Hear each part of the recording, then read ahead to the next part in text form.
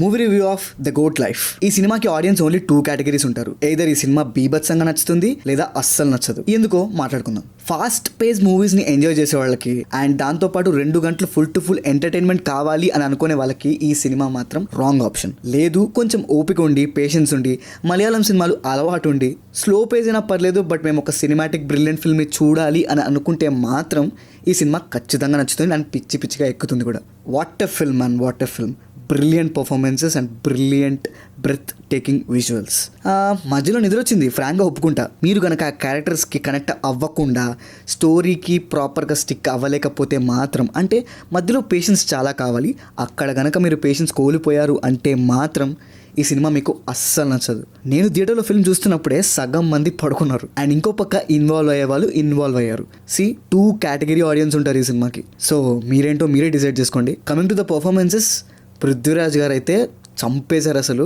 ఇంకా సెకండ్ హాఫ్లో తన బాడీ ట్రాన్స్ఫర్మేషన్ తర్వాత మాత్రం క్రేజీగా అనిపిస్తుంది. What a performer man. నాకు ఒక్కసారికి విక్రమ్ గారు గుర్తొచ్చారు అండ్ తను ఇచ్చిన వేరియేషన్స్ అండ్ తన ఒక బాడీ లాంగ్వేజ్ అసలు క్రేజీగా పర్ఫామ్ చేశారు. అండ్ దెన్ అమలాపాల్ గారు కూడా ఉన్నారు ఈ సినిమాలో. ట్రైలర్లో పెద్దగా రివీల్ చేయలేదు. తనకున్న క్యారెక్టర్లో తను బాగానే చేశారు అండ్ మిగిలిన వాళ్ళ పర్ఫార్మెన్స్ కూడా బాగానే ఉంది. And technically this film is solid. Editor ఒక్కళ్ళే కొంచెం ఈ సినిమాని ఇంకా ట్రిమ్ చేయాల్సింది. విజువల్గా మాత్రం వండర్ఫుల్గా అనిపించింది అండ్ విఎఫ్ఎక్స్ టీమ్ కూడా బాగా వర్క్ చేశారు. This cinema is very slow and Malayalam flavour ఉంటుంది, అంటే ఆ స్లో పేసింగ్లో.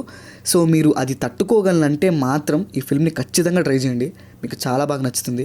లేదు మేము ఫాస్ట్ పేస్ ఫిల్మ్సే ఎంజాయ్ చేస్తాము, full to full 2 hours entertainment కావాలి అంటే మీకు ఈ సినిమా నచ్చకపోవచ్చు. ఆ డెజర్ట్ నుంచి టు కేరళ వైపు చూపించే ట్రాన్సిషన్స్ కానీ అండ్ అక్కడ ఉన్న ఒక డ్రైనెస్ని, ఇక్కడ ఉన్న ఈ వెట్ ఎన్విరాన్మెంట్ని చూపించడంలో ప్రాపర్గా సక్సెస్ అయ్యారని చెప్పొచ్చు. అమలాపాల్ గారికి అండ్ పృథ్వీరాజ్ గారికి వాటర్లో ఒక రొమాంటిక్ సీక్వెన్స్ ఉంటుంది అండ్ ఆ సీక్వెన్స్ కూడా చాలా బాగా పిక్చరైజ్ చేశారు. ఇలాంటి సినిమాలు చూస్తున్నప్పుడే మనకున్న ఫెసిలిటీస్ అండ్ ఎమ్యూనిటీస్ మీద రెస్పెక్ట్ పెరుగుతుంది. మనలాంటి నార్మల్ జీవితంని అచీవ్ చేయడానికి కూడా కొంతమంది ఎంత కష్టపడాల్సి వస్తుందన్న విషయం ఇలాంటి సినిమాలు చూస్తున్నప్పుడే తెలుస్తుంది. So this is Pranav signing off team cinema picture.